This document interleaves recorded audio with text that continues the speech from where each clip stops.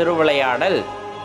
இதெல்லாம் சிவபெருமானுடைய திருவிளையாடல். அந்த திருவிளையாடலிலே நாமும் ஒரு பொருட்டாக, நம்மையும் ஒரு பொருளாக நினைத்து இறைவன் நம் மீது கருணை செலுத்தி இருக்கிறார், நம்மை ஆட்கொண்டிருக்கின்றார். அப்படிங்கும்போது அதெல்லாம் அற்புதத்திலும் அற்புதம்.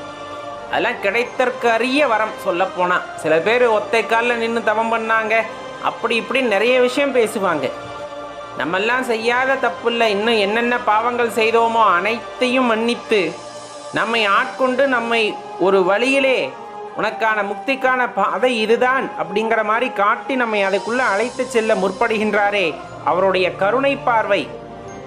அவருடைய அந்த கருணை பார்வை அப்படிங்கிறத நம்ம எந்த இடத்துல ஒப்பிட முடியும், யாருடன் ஒப்பிட முடியும்? எந்த இடத்திலும் யாருடனும் ஒப்பிட முடியாத அவருடைய கருணையை.